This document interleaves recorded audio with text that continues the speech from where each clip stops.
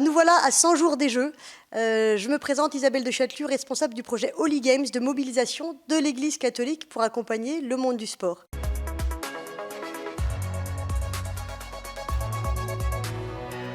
Alors avant les Jeux Olympiques, le but c'est vraiment de s'échauffer, de se préparer à vivre ce grand événement. Donc on va commencer par une course, le Paris Église Tour, qui aura lieu le 28 avril, dimanche matin, qui va faire un tour des églises de Paris. C'est à la fois une course de 10 km voilà, pour les plus sportifs et également une marche de 5 km au départ pour l'un du parvis de Notre-Dame de Paris, pour l'autre de Notre-Dame des Victoires. Et puis il y aura d'autres événements, notamment le 8 mai, qui est le jour de l'arrivée officielle de la flamme sur le sol français, avec un très bel événement œcuménique pour lequel on travaille, qui aura lieu au stade Pierre de Coubertin, à Paris, qui sera vraiment une occasion de fête et de célébration de l'unité des chrétiens. Et notre but, c'est de mettre ces Jeux sous le regard du Seigneur. Et puis, il y aura un match très important, j'en parle parce que c'est vraiment unique. La première fois qu'il y a cet événement, c'est un match qui va opposer le Variété Club de France, qui est le club historique des anciennes gloires du foot français, contre la sélection nationale des prêtres, le 5 mai à Poissy, pour un événement vraiment extraordinaire. On attend près de 2000 jeunes l'été prochain à la suite des JMJ pour porter cette mobilisation de l'Église en Île-de-France. On attend des jeunes de toute la France. Donc mobilisez-vous, échauffez-vous à travers les différents événements qui vous seront proposés, à la fois en Île-de-France, mais aussi dans toutes vos régions, puisque la flamme va passer sur tout le territoire et que vous serez invités à vivre des veillées pour la paix, pour accompagner ce passage de la flamme dans vos régions.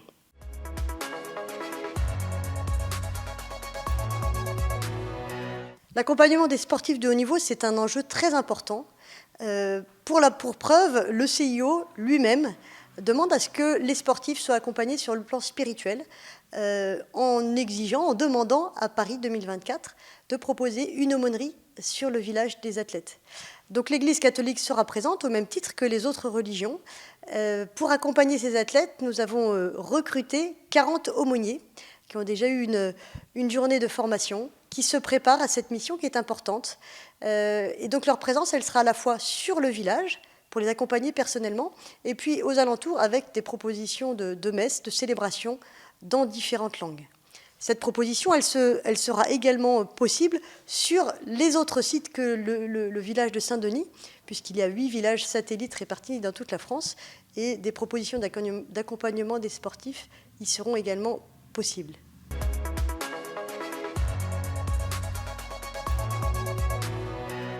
Évangile et sport, j'ai envie de dire, c'est le même combat. Parce que la pratique sportive, c'est un combat très exigeant, c'est de l'entraînement, c'est de la persévérance. Et on sait tous, en tant que chrétiens, que vivre sa foi, c'est une exigence de tous les jours. Ça nous demande beaucoup de pratique, de persévérance. Donc il y a vraiment des ponts importants entre les deux. Et puis, à l'heure où la flamme arrive sur le territoire, bien sûr, cette thématique de la flamme, elle nous habite, nous, en tant que chrétiens, puisque, en tant que baptisés, on reçoit cette flamme d'espérance. Et du coup, dans cette perspective de l'accompagnement des Jeux, nous, on se dit qu'en tant que chrétiens, on a aussi cette mission de témoigner de cette flamme qui est bien plus grande, qui nous habite, et qu'on a envie de faire rayonner au-delà de cet événement sportif.